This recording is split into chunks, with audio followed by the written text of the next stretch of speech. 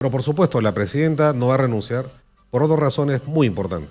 La primera, porque tiene que defender el sistema democrático y porque, inclusive en un gesto hacia el futuro, no se puede condicionar para que sectores violentos, que intentaron tomar 5 aeropuertos, que destruyeron la sede del Poder Judicial, el Ministerio Público, o sea, que hicieron saqueos, porque este sector quiere que renuncie la presidenta. Y también lo debo reconocer, algunos otros sectores, que muchos de ellos se han reunido en esta ronda, que son opiniones respetables, pero un alto sentido de responsabilidad nos dice que no podemos entregar el país a una nueva crisis institucional que podría ser de consecuencias aún peores de las que hemos pasado.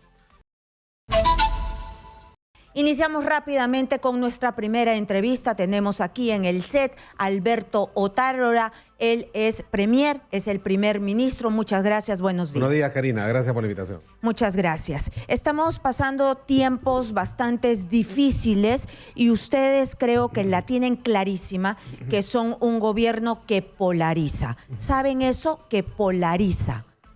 Nosotros somos un gobierno que vino por sucesión constitucional y que está a la altura de la responsabilidad y las circunstancias. La polarización política no ha venido al gobierno, ha venido de algunos sectores muy violentistas que pretendieron tomar el poder por la fuerza y con la violencia.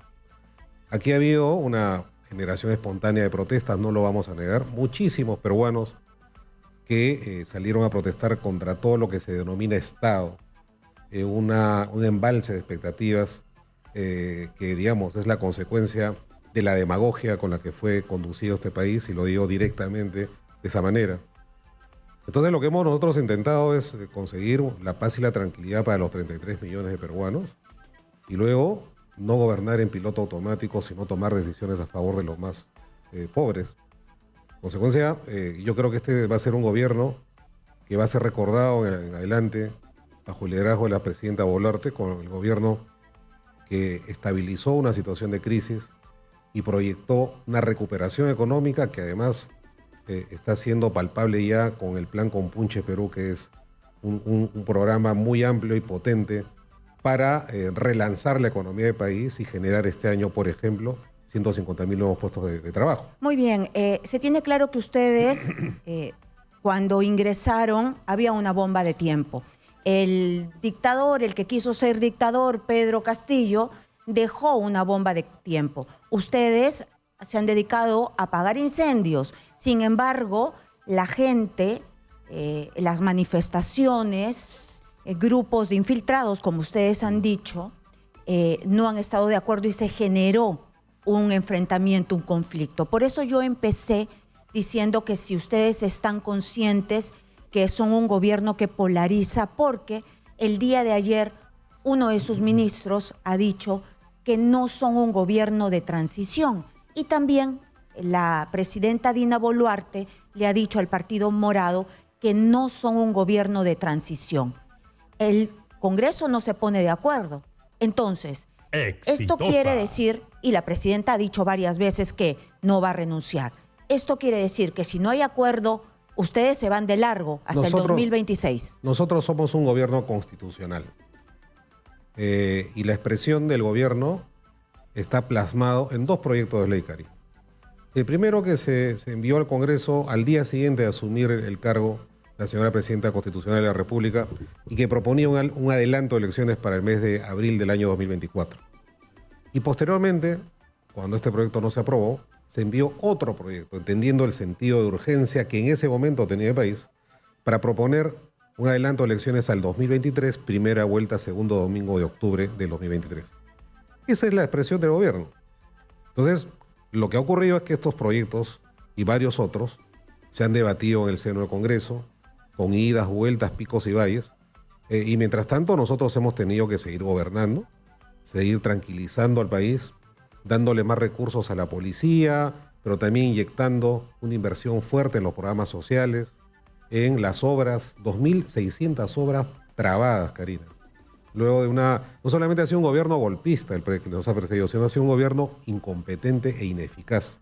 Todos lo sabemos, todos sabemos qué fue lo que hizo Pedro Castillo y cómo está encausado ya por organización criminal y cómo no hizo nada, cambió como 100 ministros y el periodismo estuvo ahí detrás para decir cuál y quién era ineficiente. Pero mi pregunta va a que si el Congreso, ese que come buffet y que no está preparado para encarar una crisis política, no lo hace y se queda entornillado en el poder, ¿qué van a hacer ustedes? Nosotros, como lo digo, somos un gobierno constitucional, que hemos tenido reuniones, por ejemplo, por iniciativa de la Presidenta de la República, ahora con los partidos políticos. Sobre todo nos ha interesado escuchar a los nuevos partidos políticos que no están en el Congreso y que tienen ciertamente un reconocimiento porque han inscrito a nuevas agrupaciones y ciertamente tienen una visión muy interesante sobre la crisis, ¿no? No todos coinciden en algunos aspectos o terminología que se vienen utilizando. Pero a la par de llamar a los partidos políticos, lo vamos a hacer también con los movimientos regionales, con las organizaciones. ¿Para qué, Karina? Y acá va un poco la respuesta a la pregunta. Para, digamos, hacer una matriz, tener una opinión generalizada sobre la situación de gobernabilidad del país y seguir avanzando en la toma de decisiones. Nosotros no podemos compeler, amenazar o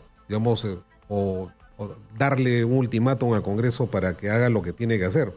Lo que sí estamos haciendo un seguimiento diario ante el Congreso respecto a la decisión del adelanto de elecciones.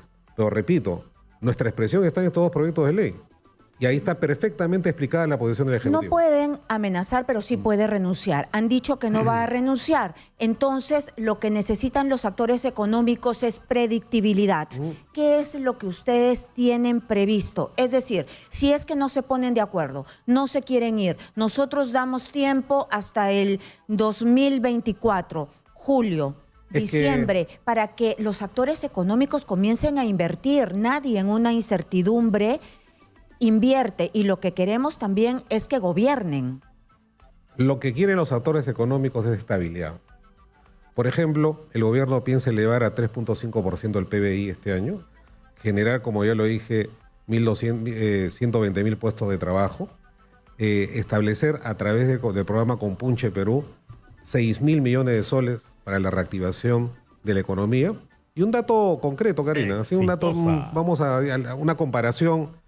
Durante este gobierno, en el mes de enero del presente año, ha ejecutado 60% más que el mismo periodo del anterior gobierno, el presupuesto, que en el presupuesto están contenidos los proyectos, las inversiones, ¿no? El destrave de obras. Consecuencia, y teniendo los problemas que hemos tenido en estos dos meses y medio, que parecen 5 años en realidad, de trabajo muy intenso. Entonces estamos haciendo la cosa bien, es un gabinete técnico, es un gabinete paritario, es un gabinete que está en todo el país. Es un gabinete que no tiene ninguna acusación de corrupción y estamos, creo, poniéndonos a la altura de las circunstancias. Entonces, yo lo resumo en que la presidenta, como lo han dicho ustedes, un sinnúmero de veces no va a renunciar, queda en la cancha del Parlamento y mientras tanto van a gobernar. Pero por supuesto, la presidenta no va a renunciar por dos razones muy importantes. La primera, porque tiene que defender el sistema democrático y porque inclusive en un gesto hacia el futuro, no se puede condicionar para que sectores violentos, que intentaron tomar 5 aeropuertos, que destruyeron la sede del Poder Judicial, el Ministerio Público, o sea, que hicieron saqueos, porque este sector quiere que renuncie la presidenta. Y también lo debo reconocer, algunos otros sectores, que muchos de ellos se han reunido en esta ronda, que son opiniones respetables, pero un alto sentido de responsabilidad nos dice que no podemos entregar el país a una nueva crisis institucional que podría ser de consecuencias aún peores de las que hemos pasado. Esa es la razón. La segunda razón es porque ella tiene un mandato constitucional. Y repito, esto fue enlazado, presentado al país con 2 proyectos de ley sobre adelanto de elecciones, a los cuales nos remitimos. Los trabajamos en el Consejo de Ministros. Y el mandato constitucional es hasta el 2026. El mandato constitucional es hasta el 2026, pero los 2 proyectos de ley que presentó el Poder Ejecutivo están en el Congreso. Están ahí. Muy bien. Entonces, si no llegan a consensos y el mandato es hasta el 2026, ¿por qué no gobiernan? ¿Por qué Puno sigue bloqueado? ¿Por qué todavía hay miles de personas que están sufriendo los estragos de este conflicto? Precisamente porque estamos gobernando. Yo puedo dar un reporte el día de hoy. Al día de hoy existen 39 caminos vecinales y carreteras bloqueadas. y 2 zonas en conflicto que serían Puno, ¿no es cierto?, y una parte de Abancay. Hemos gobernado y le hemos dado paz y tranquilidad al país, Karina. Recordemos nomás hace 4 o 5 semanas cómo estaba el Perú, con la famosa toma de Lima, con el intento de quemar el Congreso, con el intento, lo repito, y esto no se debe de olvidar nunca el ciudadano común y corriente, sobre todo nuestros hijos, que había un grupo violentista que ha tratado de dar un golpe de Estado y ha tratado de tomar el poder en el Perú para perpetrar una dictadura fundamentalista y quedarse en el poder y cancelar la democracia. Esto no lo he dicho yo, como tú lo dices, lo ha dicho el señor Castillo en un mensaje, ¿no es cierto?, que leyó ante el país. Claro, y que luego tuvo una secuela de violencia que estaba perfectamente coordinada como actos preparatorios previos para que eso se dé. Así que estamos en una situación, gracias a Dios, mucho mejor que la de antes. Todavía tenemos una meseta que esperemos que la perspectiva del tiempo baje respecto a la violencia en el país. Estamos muy preocupados efectivamente por Puno, ¿no? Y en Puno nosotros, aprovecho, Exitosa, ya no para hacer una invocación sí a las autoridades, pero sobre todo a los padres de familia. Eso nos van a entender los padres. No permitan que sus hijos pierdan el año. El día 13, queridos compatriotas de Puno, se inicia el año escolar. Entonces, estas huelgas, estos bloqueos, van a ocasionar que los niños no puedan ir al colegio y pierdan las clases. No, y sería terrible después de una pandemia. Eso es injustificable. Absolutamente. Quiero pasar, porque sé que tenemos poco tiempo, quiero pasar a las muertes. 60 muertos entre los manifestantes, los vándalos, las infiltraciones que ustedes nos han dicho que existen y también entre las personas que han tenido que morir por los bloqueos. Sí. Entonces, ¿por qué no se nos ha dado una explicación cierta y además creíble de parte del Ejecutivo? Hay organizaciones internacionales que ya han hablado, hay investigaciones periodísticas que más o menos nos han colocado las cosas en blanco y negro. ¿Por qué no hay una explicación seria de parte del gobierno cuando más se necesita? La explicación seria la tiene que dar el Ministerio Público. Eso se demora, ministro. Ha iniciado una investigación y tendrá que determinar las responsabilidades. Es cierto, desde el día 1 nosotros hemos lamentado profundamente la muerte de nuestros compatriotas. Desde el día 1 se tomaron decisiones inmediatas para dar asistencia a las víctimas, a los familiares de los fallecidos. Se llevó medicina, los soldados donaron sangre en Puno, ¿no? Los ministros viajaron a Puno y a Ayacucho para asistir a las víctimas. Fueron decisiones que se tomaron de carácter humanitario y en pleno respeto a los derechos humanos. Entonces, lo que ha sobrevenido a esta situación es la lamentable muerte que se tendrá que investigar una por una, y precisamente el Ministerio Público es la entidad respecto a la cual la Constitución nos dice que es la que investiga estos hechos y se les ha dado todas las facilidades. Hace poco ha salido un decreto supremo en el que se ha dado una ayuda económica a los deudos y a los heridos, tanto civiles como policías. Entonces el gobierno ha hecho todo lo que está en sus manos y a su alcance para ayudar y apoyar a los familiares de los deudos. Y por supuesto que hemos exigido que el Ministerio Público haga una investigación célere, es lo que el país requiere. ¿Y no nos pueden dar una explicación ya desde el ámbito político, lo que ustedes... Sí, yo la puedo dar. Y no es esa narrativa inverosímil, abusiva e ideologizada de algunas instituciones que están viniendo a imponer la verdad en el país. Esa no es la narrativa correcta. Aquí lo que ha habido es una situación en virtud de la cual un grupo violento ha intentado tomar aeropuertos, ¿no es cierto? Y se han producido hechos efectivamente lamentables que tiene que investigar la policía. Acá hay un responsable político, Karina. Una persona que generó con una actitud irresponsable, con un golpe de Estado, ¿no? Toda esta secuela de violencia, de víctimas y de afectación a la infraestructura pública y privada. Y ese señor ahorita está en Barbadillo. Ese es el que le tiene que responder a la historia. Nosotros hemos hecho, creemos, lo que se tenía que hacer en el sentido de respetar la integridad y la vida de los peruanos, lamentando, lo repito, lo que ha ocurrido con los compatriotas que han fallecido, pero recuperando algo que felizmente podemos en este momento palpar en todo el país. recuperando la paz a la que aspiran los 33 millones de peruanos. Premier, ustedes han sacado recientemente una norma para el uso de la fuerza, ¿no? Ya yo he escuchado varias veces cómo es el grado y quiénes son los responsables. Son los comandantes generales de cada región, después el ministro de Defensa, después el Premier y después la presidenta de la República. Por eso ustedes están encausados por genocidio y homicidio calificado, ¿no? En la Fiscalía. Pero este es el manual, y este manual sale después de las muertes. Se ve en algunos de los reportajes periodísticos, si no recuerdo mal, es en el IDL, que hay algunos cadáveres que están fuera del aeropuerto. Y aquí me llama la atención algo. En el capítulo 3, uso del arma de fuego, 9.1, el personal de las Fuerzas Armadas puede usar el arma de fuego contra las personas cuando sea estrictamente necesario y solo cuando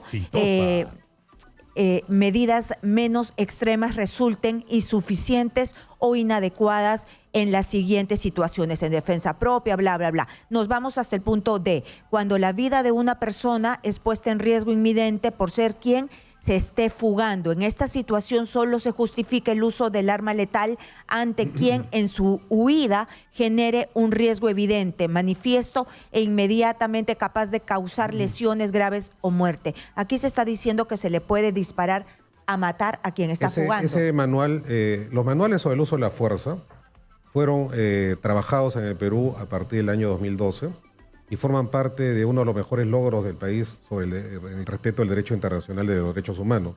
Esos manuales de uso de las fuerzas existen y debieron ser respetados, no solamente los manuales, sino la Constitución, que en el artículo 137 Pero acá establece la facultad de dictar las medidas de emergencia en defensa de la seguridad y la vida de los peruanos.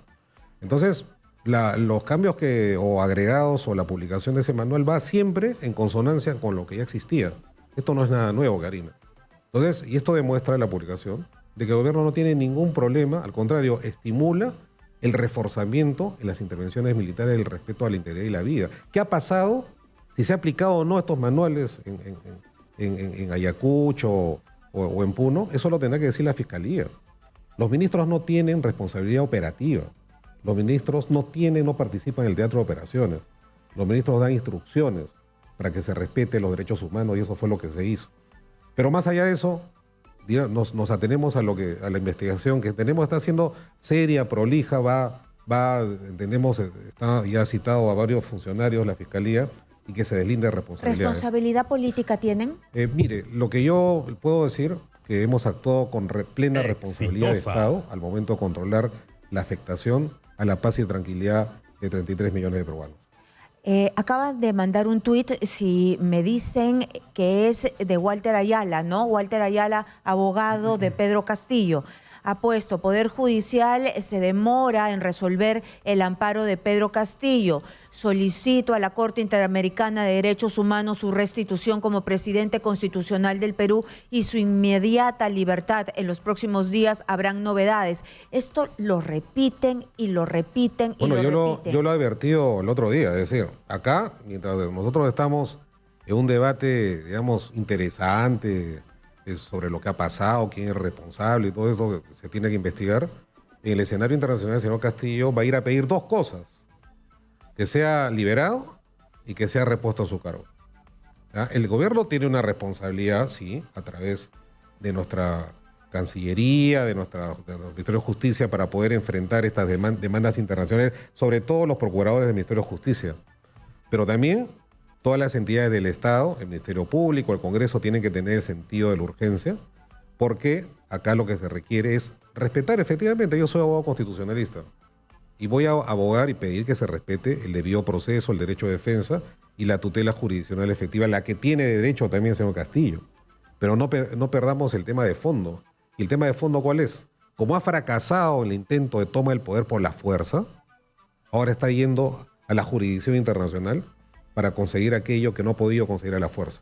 Entonces estamos advertidos y como Estado tenemos que tomar las medidas del caso para que ello no ocurra. Se van a defender. Además, ustedes tienen todos los elementos. Él trató de hacer un golpe de Estado, además es un chiste de dictador, no le salió bien, nadie le hizo caso, pero se le ve que él gana, se le ve que se le ve Exitosa. tomando el mando con Dina Boluarte, tienen todos los elementos para informar. ¿Por qué Además, no informan? acá hay que hablar digamos, más allá del tema del golpe de Estado, porque este señor es investigado por la Fiscalía fundamentalmente, por temas de corrupción, ¿sí o no?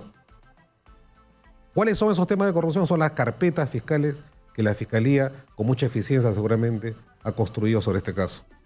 Entonces, es sobre esos temas que tiene que responder este expresidente, ¿no? Todos los actos de corrupción de los que se le ha emplazado a través de la Fiscalía y que, digamos, han determinado, entre otras cosas, que todo su entorno pueda ser investigado y tiene que responder al país.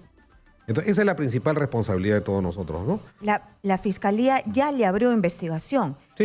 Es decir, ya tiene una investigación por ser el cabecilla de una organización y eso está muy bien. criminal. Y yo espero, yo en el Poder Ejecutivo no puedo ingresar a las decisiones de la señora Fiscal de la Nación, que también se dicten rápido medidas restrictivas sobre los temas de corrupción, para que cuando él intente interponer una medida cautelar ante la Comisión Interamericana de Derechos Humanos no politice, porque él va a decir que fue injustamente detenido cuando era presidente de la República, cuando lo que le tiene que decir el Perú a la jurisdicción internacional es que este señor está detenido por corrupto, que es el verdadero cargo al que tiene que responder ante Perú y ante la historia. Muy bien, pero ustedes se van a defender. El Estado tiene un mecanismo de defensa, por supuesto. Cuando esto ocurra, tiene que haber el nombramiento de procuradores supranacionales para ejercer la defensa del Estado. Digamos, y tampoco con esto quiero denostar contra la jurisdicción internacional.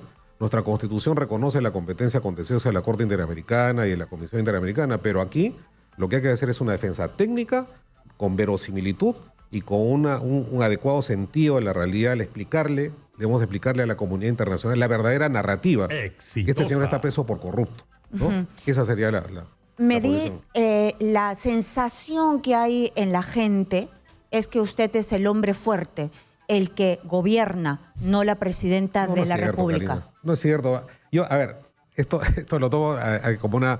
A ver, Pero sí lo sabe. la presidenta de la República es una persona con la que yo tengo una relación, pero absolutamente buena, ¿no? Inmejorable. Y lo que yo estoy haciendo desde el lado mío es darle sostenibilidad a las decisiones de la presidenta, coordinando adecuadamente con los ministros. Por ejemplo, se me ha encargado todo lo que es el avance del programa Compunche Perú, que es destrave de proyectos. Estoy trabajando intensamente. Acabo de estar en Villa El Salvador, ¿no es cierto?, relanzando este tema y además anunciando, aprovecho, una noticia muy buena, Compunche Productivo. 1.500 MIPES van a elaborar los uniformes de la policía, MIPES peruanas, Qué bueno. y los Es calzados lo que piden. que tienen que ser de alta calidad, y para eso les hemos transferido 179 millones de soles. Es una decisión de la presidenta Boluarte, porque lo que queremos es que nuestros policías tengan prendas de calidad y zapatos, ¿no es cierto?, que no se deshagan con el calor.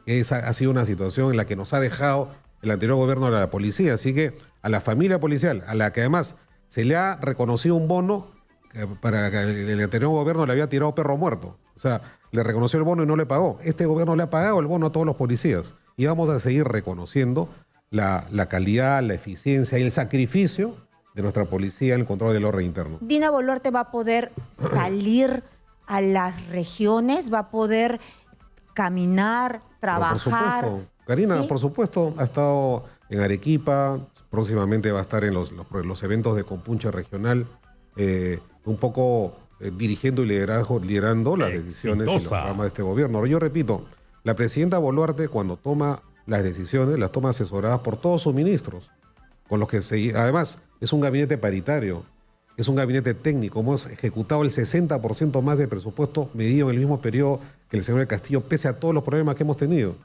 En la PCM, reconstrucción por cambios, por ejemplo, ¿no?, encontramos 500 plazas con órdenes de servicio que no sabíamos dónde estaban, ¿no? Hemos resuelto... Fantasmas es la verdad, fantasmas. Un mecanismo perverso de corrupción, ¿no? Les hemos resuelto contrato a todos y con ello hemos ejecutado 93% más que el anterior gobierno del mismo periodo.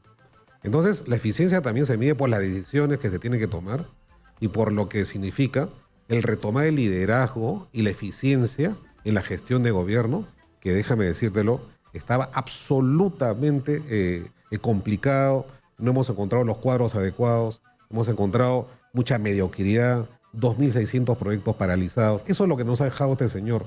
A que también la historia lo tiene que tratar como, o sea, evaluar como presidente y por las cosas que hizo, que han sido muy pocas, y por las que no hizo, que han sido muchísimas. Bueno, yo no sé qué hizo, pero dígame usted, la minería se satanizó en el gobierno de Pedro Castillo y la minería es la que nos da de comer. Pero el Perú es un ¿Qué van a país hacer ustedes? minero, tenemos que darle la seguridad a la inversión minera, todavía tenemos pequeños problemas con la seguridad, efectivamente, del corredor minero, pero también nos hemos reunido con algunas de estas empresas, se les ha recordado la obligación que tienen por respetar el entorno medioambiental y el entendimiento con las comunidades y las zonas de influencia.